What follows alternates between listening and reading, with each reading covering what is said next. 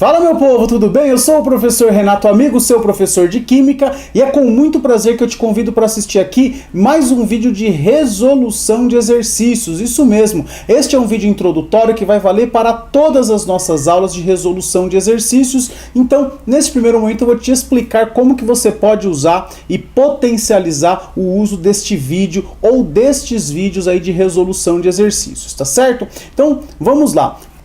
Cada aula ou cada grupo de aulas dentro dos nossos blocos de aulas teóricas aqui no YouTube, a gente gera sempre uma lista de exercícios que está disponibilizada lá no nosso site, o www.quimicadoamigo.com.br.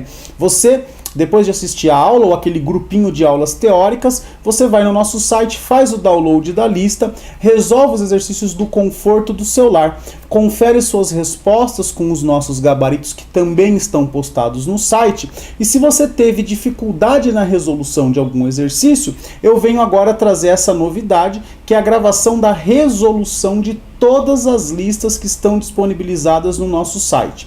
Como é que vai funcionar? Aqui na descrição deste vídeo, assim como na descrição de todos os outros, eu vou disponibilizar o link para o download da lista. Então, se você ainda não fez, você pode fazer o download ou lá pelo meu site ou aqui pelo link que eu vou disponibilizar no YouTube. Além disso, eu vou disponibilizar para vocês também o instante exato do início da resolução de cada um dos exercícios. Isso aí eu vou fazer para quê? Para que você possa ir direto ao ponto naquele exercício que te incomodou, naquele exercício que você não conseguiu resolver.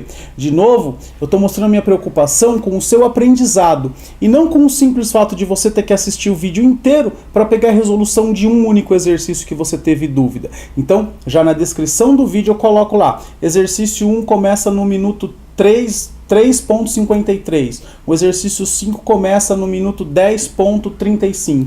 Então você posiciona lá o cursor do YouTube, o cursor do tempo, exatamente naquele ponto, e eu inicio a resolução do exercício, com a leitura, com a resolução propriamente dita e com alguns comentários acerca do exercício. É lógico, se você quiser aprender aí de um jeito completo e entender todos os exercícios, será um prazer você assistir o vídeo inteiro. Agora, se a sua dúvida é pontual em um ou em alguns exercícios, nada mais justo que você vá exatamente naquele ponto e tire sua dúvida. Tudo isso porque eu quero que você aprenda Química de uma maneira completa e 100% gratuito. Então, mãos à obra, pegue a sua lista, pegue o seu caderno e vamos assistir mais um vídeo de resolução de exercícios no nosso canal Química do Amigo. Seja muito bem-vindo, seja muito bem-vinda e boa aula!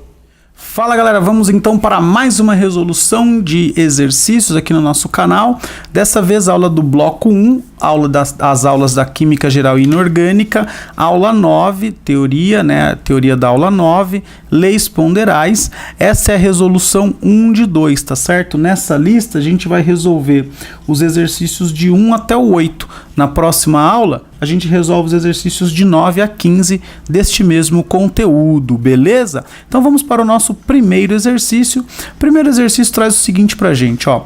Observe a equação química a seguir. C2H4 mais H2 formando C2H6. 28 gramas de C2H4 com 2 gramas de H2 formou 30 gramas de C2H6. Ela está dizendo o seguinte, ó, a comparação entre as massas do produto e dos reagentes relaciona-se à lei de...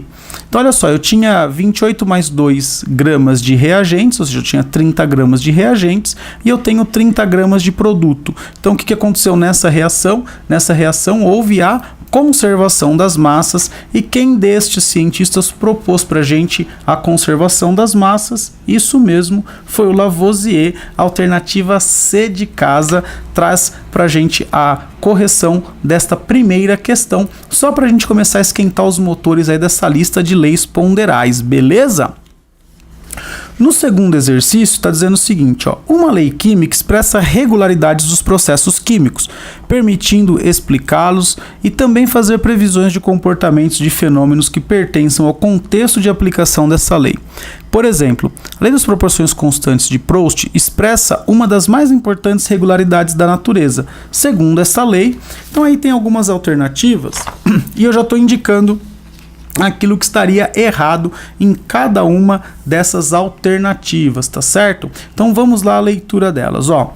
Item A. A composição química das substâncias compostas é sempre constante, não importando a sua origem, mas depende do método utilizado na indústria ou no laboratório para obtê-las. Não tem dependência com o método utilizado, porque se a substância é H2O, vai ser sempre H2O, independente do método de obtenção, tá certo? Item B. A composição química das misturas é sempre constante. Ora, não, porque se você fizer uma mistura de água com sal, você pode colocar muito sal ou pouco sal. Se fizer uma mistura de água e álcool, você pode pôr muito álcool ou pouco álcool. Então, a composição química de mistura não é constante, tá certo? Aí tem C. A composição química das misturas é sempre constante. De novo, ele está falando sobre mistura. Mistura não, né? Mistura não é sempre constante, tá certo? Então, a gente vai para a última alternativa, né? Alternativa D. A composição química das substâncias compostas é sempre constante, não importando o método, qual sua origem ou o método para obtenção. Por exemplo, aqui, ó, CO2. Tá certo? Então, CO2 vai ter sempre 2 átomos de oxigênio e sempre um átomo de carbono. Ou, se eu transformar isso aqui em massa e isso aqui em massa, a proporção em massa vai ser sempre a mesma, tá certo? Não importa qual foi a origem, qual foi o método de obtenção, tá certo? Então, aqui, ó, alternativa D. Não importa se esse CO2 veio do seu processo de respiração ou se veio da queima de um combustível, vai ser sempre CO2, tá certo? Beleza? Então a alternativa D de dado nessas duas primeiras questões para esquentar os tamborins dessa lista. No item, na questão de número 3, aqui nós temos o seguinte, ó. Aquecendo-se 21 gramas de ferro com 15 gramas de enxofre, obtém-se 33 gramas de sulfeto ferroso, restando 3 gramas de enxofre. Essa é a primeira experiência, tá? Primeira experiência. Segunda experiência. Aquecendo-se 30 gramas de ferro com 16 gramas de enxofre, obtém-se 44 gramas de sulfeto ferroso, restando 2 gramas de ferro. Essa é a segunda experiência. Demonstrar que esses dados obedecem às leis de Lavoisier, conservação de massa e Proust, proporções definidas, é o teu desafio, Então vamos lá tentar ajudar vocês aí neste grande desafio. Eu costumo sempre fazer o seguinte, monto uma tabela com o experimento. Olha só, ferro mais enxofre formando sulfeto ferroso mais uma sobra. No experimento 1, 21 gramas de sulfeto ferroso, de ferro, 15 gramas de enxofre, 33 gramas de sulfeto ferroso e 3 gramas de enxofre sobraram. Vocês estão vendo que de preto aqui, ó, tá tudo os dados do exercício, tá? Isso você tem que conseguir montar sozinho. Aí eu quero provar a lei de conservação das massas. Tanto para 1 como para 2, basta eu somar a massa dos reagentes, que deu 21 mais 15, que dá 36, e somar a massa do que tem aqui no final, que é 33 de produto mais 3 de sobra, que dá 36 também. Posso fazer a mesma coisa aqui, ó, 30 mais 16 é igual a 44 mais 2, que vai dar nos dois casos 46. Então a lei de conservação das massas, basta eu somar tudo que tem antes da seta e somar tudo que tem depois da seta. Beleza? Agora, quando eu falar em lei de proporção, lei de Proust, eu tenho que descontar o que sobra. Então, descontar a sobra. Não pode esquecer disso, tá certo? Porque eu não posso considerar que os 15 gramas de enxofre reagiram.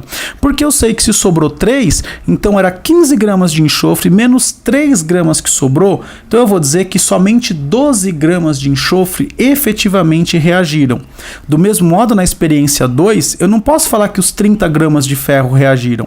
Eu vou dizer que apenas 28 gramas, porque 2 gramas de ferro sobraram aqui no final do sistema, tá bom? No final da reação.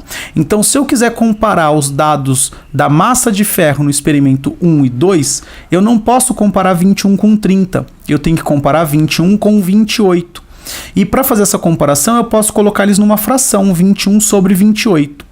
Se essa fração for uma fração igual à fração do consumo do enxofre, e se ela for igual à fração da formação do sulfeto ferroso, eu vou ter então a proporção mantida. Olha só, 12 para 16, 33 para 44. Se eu simplificar essa fração aqui por 7, eu vou ter 3/4.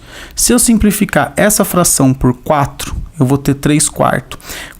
E se eu simplificar essa fração por 11, eu vou ter 3/4. Então eu tenho 3/4 em todas as relações. Logo, eu tenho a lei de proporções definidas mantida. Se você quiser fazer de um outro jeito, você também pode. Você não tem aqui 21 sobre 28, 12 sobre 16? Você pode fazer uma regra de 3 aqui. Finge que esse 16 não existe e faz 28 vezes 12 dividido por 21. Você vai ver que você vai obter o 16. Então, se ao montar uma regra de 3, você obtiver o número que você estava querendo, você também tem a proporção constante, a proporção definida. Beleza? Então, a gente provou a lei de proporção mostrando que a proporção de ferro nos experimentos 1 e 2 era igual à proporção de enxofre no experimento 1 e 2, que é igual à proporção da formação de sulfeto ferroso nos experimentos 1 e 2. Lembra que o que o Proust disse? Se eu tinha lá uma certa massa, por exemplo, de ferro, e eu dobrar a massa de ferro, eu tenho que dobrar a massa de enxofre para obter o dobro da massa de sulfeto ferroso. Ou seja, a proporção tem que ser igual para todas as substâncias do meu experimento. Beleza? Então, questão 3, aí a lei de conservação das massas, só somar reagentes e produtos, lei de proporção, verificar se a proporção se manteve constante ou fazendo lá uma regrinha de 3, ver se os números vão bater. Beleza? No exercício de número 4, ele está dizendo o seguinte, ó: 2 amostras de carbono puro de massas 1 e 9 gramas foram completamente queimadas ao ar. O único produto formado nos dois casos, o dióxido de carbono gasoso, foi totalmente recolhido e as massas obtidas foram 3,66 e 32,94 respectivamente. Ou seja, quando eu tinha lá 1 grama de carbono puro, eu recolhi 3,66. Quando eu tinha 9 gramas de carbono puro, eu recolhi 32,94. Utilizando esses dados, letra A, demonstra que nos dois casos a lei de Proust é obedecida, e letra B, determina a composição do dióxido de carbono expressa em porcentagem em massa de carbono e oxigênio. Então, mesma coisa que o exercício anterior, a gente vai fazer uma tabela: carbono mais oxigênio forma dióxido de carbono. 1 grama de carbono formou 366 de dióxido, logo 266 tinha de oxigênio. O segundo experimento, 9 gramas de carbono formou 32,94 de dióxido, com certeza tivemos aí 23,94 de oxigênio. Para poder provar Proust, eu vou dizer o seguinte, ó: essa proporção é igual a essa? Basta eu comparar as frações. E se eu comparar 1 sobre 9 e 3,66 sobre 32,94, eu vou encontrar uma dízima, 0,11, 11, 11, 11, 11, 11, 11, 11. Ou seja, a proporção aqui foi a mesma. Então a lei de Proust está obedecida. Tá certo? Para provar a lei de Proust, você tem que provar que a proporção é a mesma, e a gente sempre usa essa estratégia. Tranquilo? Outra estratégia, qual que seria? Você fazer a multiplicação em cruz e você vai perceber que 9 vezes 366 é igual a 1 vezes 32,94. Tranquilo? No item B, ele está pedindo para você determinar a composição percentual na massa de carbono e de oxigênio. Como você só tem 2 elementos, se você descobrir de um, o que faltar para 100 é o outro. Beleza? Não precisa descobrir os 2. Tá bom? Então a gente vai descobrir só de um. Olha só. Se eu sei que, por exemplo, para esse experimento 3,66 é a massa total de dióxido de carbono, eu vou dizer que esse 3,66 é 100%. A quantidade de carbono que eu tenho, que é 1 grama, equivale a uma certa porcentagem, que eu chamei aqui de X%. Efetuando a proporção, 3,66 vezes X é igual a 1 vezes 100, eu encontro que para o carbono eu teria aproximadamente, não dá exato, tá? 27,3% de carbono. E o que faltar para 100%, ou seja, 72,7%, é a porcentagem de oxigênio. Então, se eu quisesse inclusive representar a fórmula do dióxido de carbono por porcentagem, eu falaria assim, olha só, C 27,3%, O 72,7%, e fechamos aí mais um exercício dessa nossa lista de leis ponderais, tranquilo? Então, Primeiro item aqui, a proporção foi mantida, e segundo item eu calculei as porcentagens, beleza? Dando seguimento aqui à nossa resolução, temos o quinto exercício, olha só. 46 gramas de sódio reagem com 32 gramas de oxigênio, formando peróxido de sódio. Cuidado, isso é uma reação. Quantos gramas de sódio são necessários para se obter 156 gramas de peróxido de sódio? Essa é a nossa segunda reação. Então são duas reações. Os alunos confundem achando que 46 com 32 dá 156, mas não dá nem aqui nem na China. Tudo bem? Então vamos lá. Como que a gente resolve esse exercício? Do mesmo modo que resolvemos os anteriores, montando a nossa tabelinha. Sódio com oxigênio forma peróxido. Aqui no primeiro experimento ele disse que 46 gramas de sódio reagiram com 32 de oxigênio. Ele não disse quanto que forma de peróxido, mas basta eu usar a lei de conservação das massas para chegar na conclusão que se forma 78 gramas de peróxido de sódio, tá certo? No segundo experimento, ele está te perguntando quanto de sódio precisa para formar 156 de peróxido. Ora, eu vou ter que descobrir qual foi a proporção que ocorreu aqui, ou seja, por qual número eu deveria multiplicar o 78 para chegar em 156? E eu percebo facilmente que o 78 vezes 2 me dá o 156. Então, se eu pegar a massa de sódio, eu vou ter que fazer a mesma coisa, eu tenho que multiplicar por 2 para me dar esse valor de Y aqui. E quanto que seria esse valor? 46 vezes 2 dá 92, tá certo? 46 vezes 2, 92. Se eu quisesse, eu poderia fazer de outro jeito. 46 está para 78, assim como y está para 156. Então eu montaria aqui uma proporcionalidade. Eu faria 46 vezes 156 dividido por 78. Eu iria obter exatamente o mesmo resultado, 92 gramas. Você viu que aqui o oxigênio a gente não usou na segunda linha, mas ele foi importante na primeira, tá bom? Então, normalmente você não vai descartar informação nenhuma do exercício, tá? Então aqui, resposta correta, 92 gramas, alternativa E de escola no quinto exercício, tá certo? Agora, o sexto exercício traz uma tabelinha aí pra gente, olha só, analise a tabela.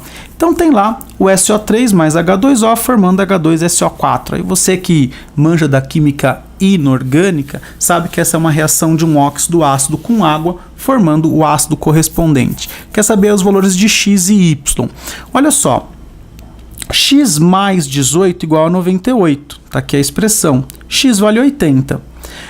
120 mais 27 é igual a y, tá aqui a expressão, y vale 147. Então a gente tem 80 e 147, a gente tem aqui a alternativa D de dado. Esse exercício extremamente simples, tá bom? Ele é tão simples que eu achei que ele não estava aqui. Porque o que eu fiz? Eu repeti o número 6 aqui, ó, para uma outra questão. Então, a gente tem duas questões de número 6 nessa lista, é simplesmente uma falha de digitação, tá bom? Espero que você entenda, no gabarito também tem 2 números 6, tá? 2 exercícios 6. Esse exercício 6 aqui, ó, traz pra gente uma experiência, então vamos lá. Em temperatura ambiente, colocou-se uma porção de palha de aço previamente lavado com ácido acético para a remoção de óxidos no fundo de uma proveta. Imediatamente colocou-se a proveta emborcada em um copo com água. Observou-se que após cerca de 30 minutos que a água aumentou de volume dentro da proveta conforme a ilustração. Então aqui, ó, no início eu tenho só um pouquinho de água, aqui eu tenho ar, aqui eu tenho a palha de aço. Depois eu tenho uma quantidade menor de ar, continuo com a palha de aço e a água subiu. O que está acontecendo aqui, gente? A palha de aço exposta ao ar é como se fosse ferro com oxigênio, tá certo? Há uma reação de oxidação. Então a palha de aço, para oxidar, ela vai consumir o oxigênio que está no ar, tá certo? Então se eu tenho menos oxigênio no ar, a água ocupa o lugar do oxigênio, por isso aumenta de volume aqui, tá certo? Então olha só a reação, ferro mais o oxigênio forma o óxido de ferro.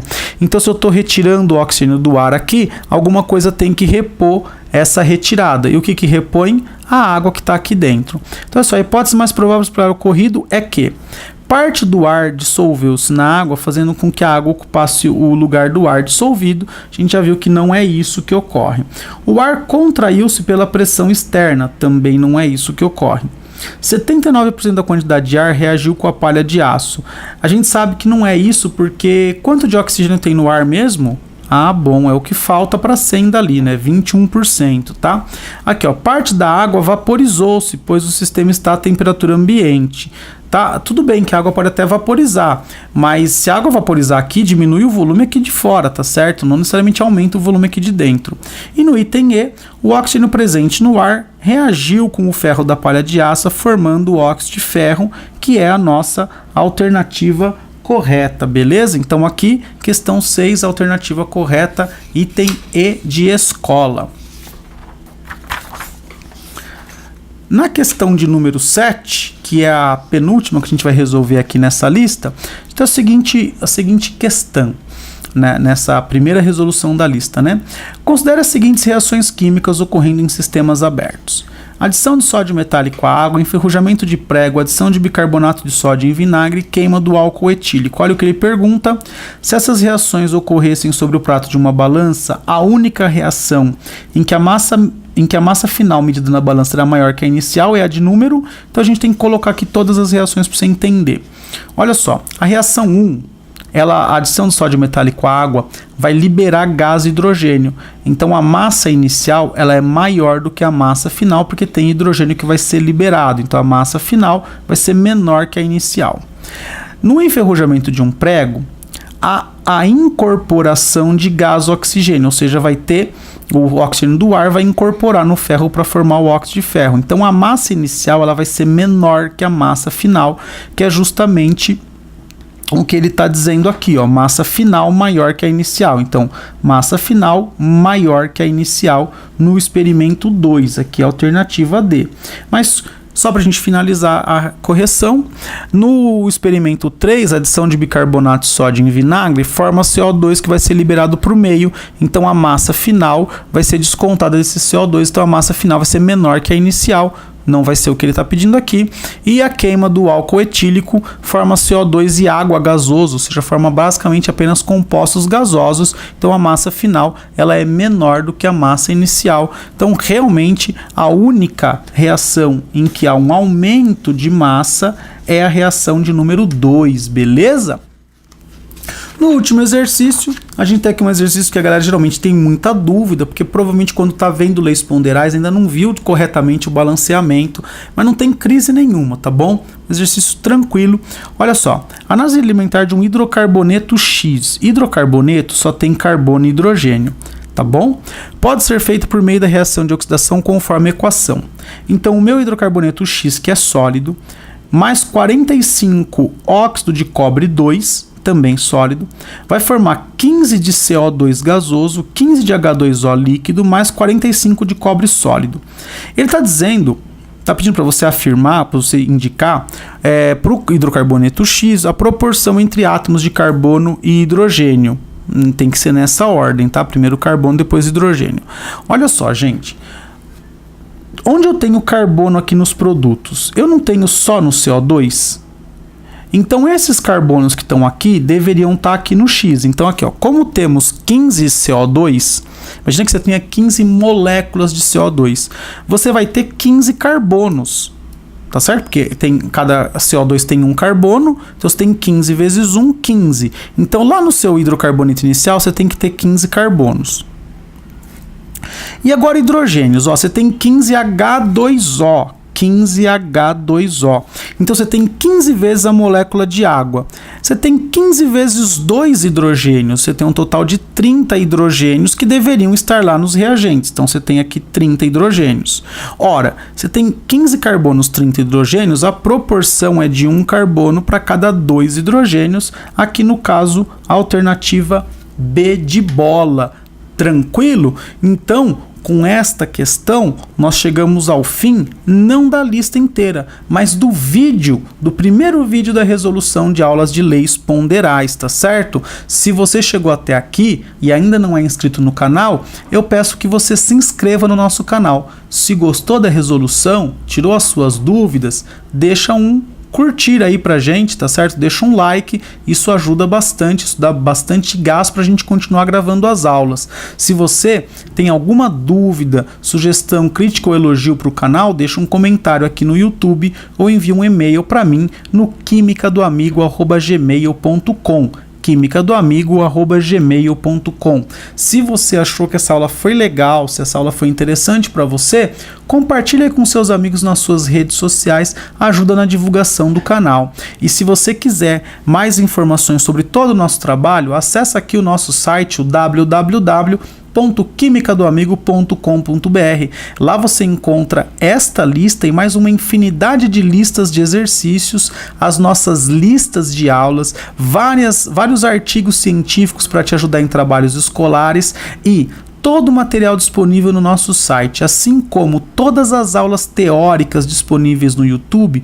Tudo isso está disponível para você de forma 100% gratuita. Tudo isso para que você aí, meu amigo e minha amiga, consigam aprender química sem precisar colocar sua mão no bolso. Tranquilo? Então olha lá, se você se inscreveu, curtiu, compartilhou e comentou, eu só tenho que te agradecer e dizer beijo, tchau!